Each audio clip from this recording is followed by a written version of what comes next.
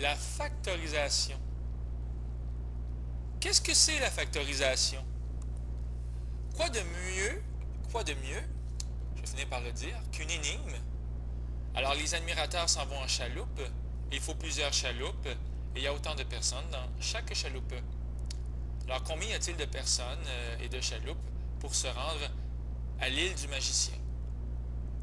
Alors, j'ai toujours la scène dans le film Harry Potter 1 où les chaloupes pleines d'enfants traversent le lac en direction d'un grand château.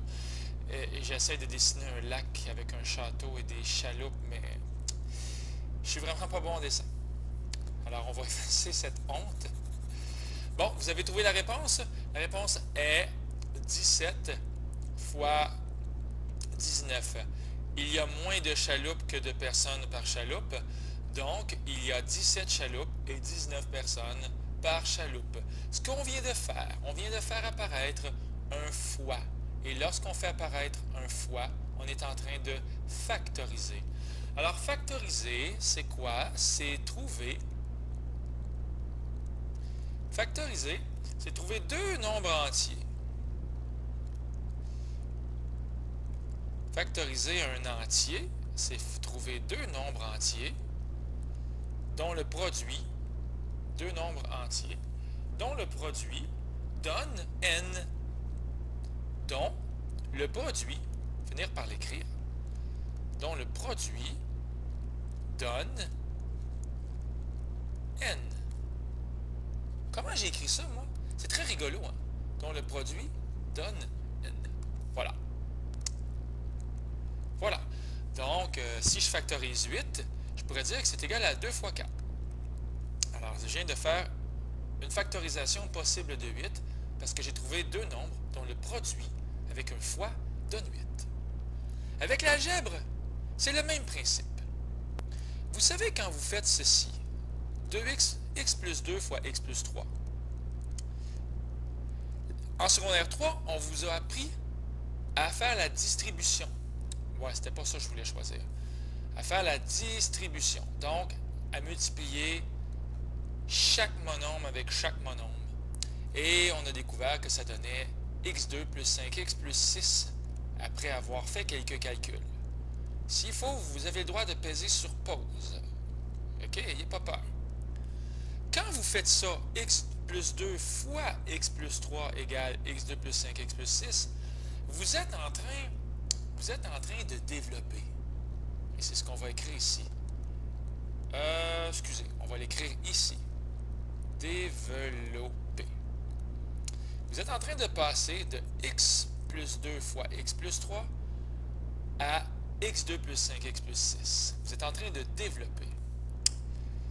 Le contraire, quand vous prenez ceci et que vous l'amenez avec un fois, j'ai bien dit un fois, comme le fois qui était là ici, comme le fois qui est là, comme le fois qui est là, quand vous êtes en train de faire ça, vous êtes en train de factoriser. Alors, je vais l'écrire là correctement. Factoriser. J'ai une bien mauvaise nouvelle pour vous. Quand vous développez et que vous tournez dans ce sens-là, quand vous faites ceci, c'est facile. Vous êtes en secondaire 3 quand vous faites ça. Alors ça, c'est la partie facile.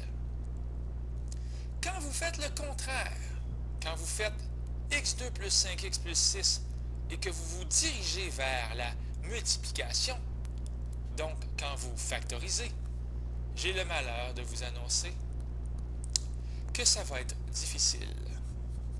Les prochains cours vont parler de factorisation, donc de faire apparaître, je vais le répéter une autre fois, là, de faire apparaître des fois. Alors, c'est ça, factoriser, faire apparaître des fois. OK, je vous donne un autre exemple. x2 plus 7x plus 12. OK, si je vous dis que c'est égal à x plus 3 fois x plus 4, bien, vous allez être obligé de me croire. J'ai fait apparaître un fois. Comment je l'ai fait? Ah ben ça, c'est une autre histoire. On va le voir plus tard. Plus ou plus tard, malheureusement. Mais ce que je viens de faire là, ça s'appelle définitivement factoriser. Puis vous pouvez être d'accord, là, ça fonctionne vraiment. Alors, pour factoriser correctement, aujourd'hui, je vais vous enseigner la mise en évidence simple. Donc, qu'est-ce que c'est la mise en évidence simple? Je vais vous demander d'écrire une phrase religieusement. Faire disparaître ici. Il suffit. Il suffit de prendre le plus grand facteur commun, de prendre le plus grand facteur commun. Qu'est-ce que ça veut dire, ça? Regardez bien. On va commencer par un facile, lui ici. D6 plus 3D5F. Qu'est-ce qui est commun à chacun?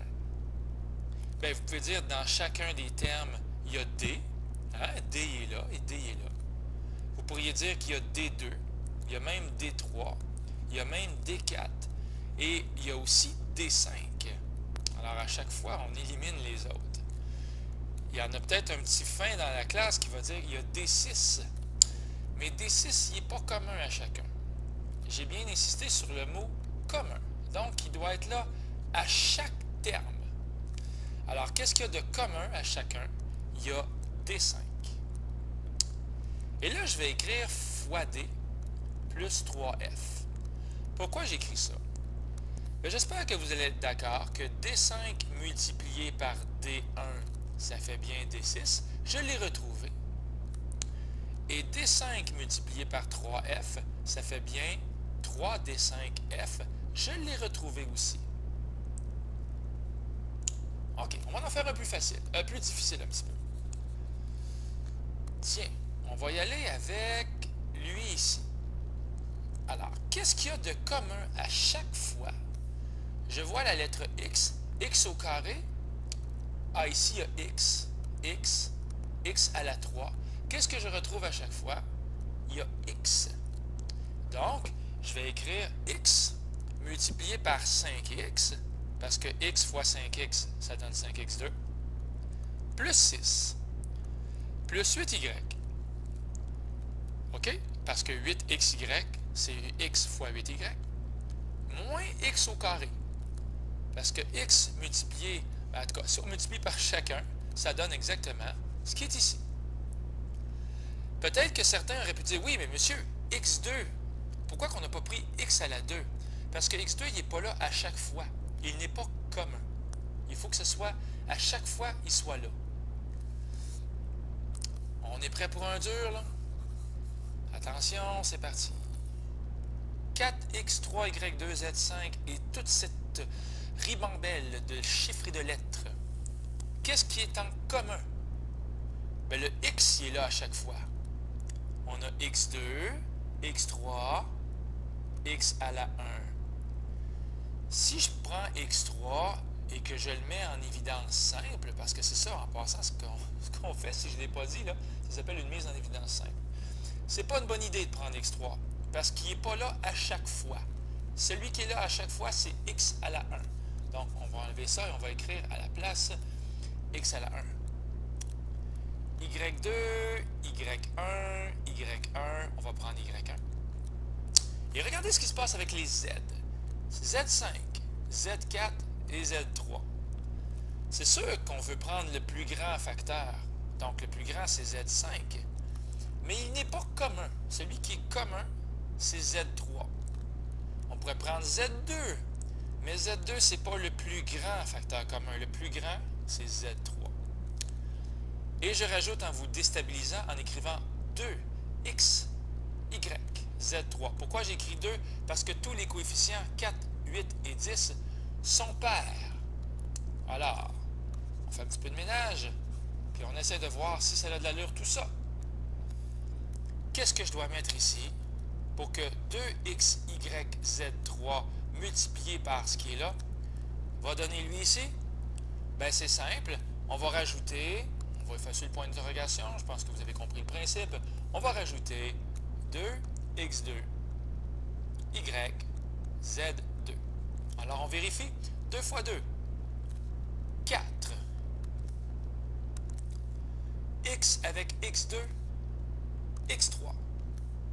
Y1 avec Y1, on n'a pas besoin d'écrire les 1, ça fait Y2. Et finalement, Z5, Z3 avec Z2. Moins 4. Moins 4, parce que le but, c'est d'avoir moins 8. Or, moins 4 fois 2, ça fait moins 8. On va rajouter X, Y. J'ai pas besoin d'écrire Y. J'ai pas besoin d'écrire Y. Et j'espère que vous comprenez pourquoi. On va juste écrire moins 4, X, Z. On vérifie. Je peux me tromper, hein, je ne suis pas parfait, puis ça ne me dérange pas en tout de ne pas l'être. Allons voir si ça fonctionne. 2 fois moins 4, ça fait bien moins 8. X avec X, X2. Y avec rien dans le sens de Y, ça fait bien Y. Et Z4, Z3 avec Z. Finalement, on va terminer la petite cérémonie avec plus 5. Comme ça. Parce que 5 multiplié par ça ici, ça avec 5, ça donne bien 10 X, Y, Z3. OK. Alors, ce qu'il fallait écrire ici, là, c'est quoi qui était en commun? Le facteur commun ici, c'était X. Alors là, c'était vraiment, on y va au début, hein, ça fait X fois X plus 2. Ça fait X fois X, X2. Je t'encercle. Et X fois 2, 2X. Est-ce qu'on les a tous faits ici? Moi, je vous invite à peser sur pause de temps en temps et à voir ce que ça donne. Ici, on va avoir quelque chose de joli. Attends, on va prendre une plus grande efface. Tiens-toi. Alors, attention, on se concentre. 2x3, y3. Parce que x3, y3, il est commun. Ici, j'ai y4, mais là, j'ai juste y3. Et c'est pareil pour les x. Multiplié par moins x. Parce que ça donne ça ici. Plus 3y. OK? Parce que ça va donner ici ça. Ça va donner plus 6x3, y4. Oui, mais certains me diront, est-ce qu'au lieu d'écrire 2x3, y3, j'aurais pas pu écrire moins 2x3, y3? À ce moment-là, oui, mais la réponse aurait été légèrement différente parce que qu'est-ce qui manque? Ici, on a déjà le moins, hein, je le pointe, je l'accuse, c'est toi. Alors, qu'est-ce qui manque? Il manque juste x. Ça va faire moins 2x4, y3. Mais ici, je dois rajouter moins 3y.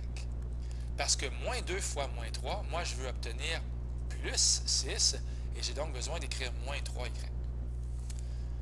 Ben oui, ici, c'est impossible. Parce qu'il n'y a rien de commun. X, c'est bien, mais il n'y a pas de x dans le dernier terme. Donc, c'est impossible ici de faire une mise en évidence simple. En passant, mise en évidence simple. Ça s'écrit comme ça. Attention, j'ai pas fini. C'est là que ça commence à être vraiment plus difficile. On peut mettre en évidence un bloc ou une expression. Là, je vous invite là, à être prudent, à être aux aguets. Là, vous n'êtes pas sûr. Là. Qu'est-ce qui se passe ici? Ça va être dur? La réponse, c'est oui. Ça va être difficile. Regardez les blocs. On a A-3, A-3. Et ça aussi, c'est A-3. On a juste, si vous le permettez bien, changé l'ordre. Alors moi, je vous annonce qu'on peut faire une mise en évidence simple avec un bloc A-3. Et là, vous allez me dire, qu'est-ce qui se passe ici? Laissez-moi quelques secondes. D'abord, A-3 fois x, parce que A-3 fois x, ça donne exactement ce qui est écrit ici. On a un moins 1 ici. Donc, A-3 fois moins 1. Parce que A-3 fois moins 1, ça donne exactement moins 1 A-3. Attention au petit y, il est là. A-3 fois y. Oui, A-3 fois y, c'est ça ici. Mais lui aussi, il doit fonctionner. Mais savez-vous quoi? Il fonctionne. Parce que savez-vous quoi? Si j'écris A-3, Puis qu'à la place d'écrire Z, j'écris moins Z. Je ne suis pas un tricheur. Moins Z fois A, c'est la même chose que Z fois moins A. Et moins Z fois moins 3, c'est la même chose que Z fois 3. Prenez le temps d'y penser. C'est vraiment la même chose. Et j'ai donc le même bloc A moins 3. Et donc, dans la joie totale, je vais écrire moins Z. Oui, la réponse, c'est A moins 3 fois X moins 1 plus Y moins Z. OK? Alors, tout est parfaitement en ordre. Il faut être super prudent. On commence. C'est trop important. On semble avoir un bloc qui s'appelle 1 moins x2. Ah, je l'aime pas, 1 moins x2, parce qu'ici, j'ai x2 moins 1 et x2 moins 1. On dirait finalement que c'est x2 moins 1 le plus populaire. OK, pas de problème. On va l'écrire fièrement. On va écrire ici x2 moins 1. Multiplié par qui? Bien, regardez. Savez-vous quoi? x2 moins 1, il est collé sur nous autres. On l'avait d'en face. Parce que moins x2 moins 1, c'est la même affaire que ce qui est écrit ici. La preuve, c'est que moins x2, il est là, et moins 1, ça fait 1, il est là. Donc, on a le même bloc, x2 moins 1, x2 moins 1, x2 moins 1. D'abord, x2 moins 1 fois moins 1, à cause du moins 1 qui est ici. Ensuite, x2 moins 1 fois moins 3x, qui est ici. Et finalement, x2 moins 1 fois moins y. Oui, fois moins 1y, donc fois moins y. C'est très subtil, mais c'est le danger partout. Un signe et on s'est trompé. Donc, il faut faire vraiment attention. Pour philosopher, terminons avec les hippopotames bleus fois 3x et les hippopotames bleus fois 4x. Bien, devinez quoi? Si les hippopotames bleus sont là à chaque fois, bien, on peut écrire hippopotame bleu, hippo avec 2P, potame bleu, multiplié par 3x, et ensuite multiplié par 4y. Et ça, je ne l'écrirai pas. Il commence à être tard. C'est des vraies mathématiques, ça. Mais ce gros monstre poilu et gluant qui est là, cette créature qui est là, c'est la même. Hein? Donc, libre à vous de réécrire la même chose. OK? Entre parenthèses. Fois x, ici, et fois y. Donc, fois x plus y. On vient de faire un cours merveilleux, sur la mise en évidence simple. Alors, ça a été long, mais ça valait la peine, j'espère, et je vous dis au revoir.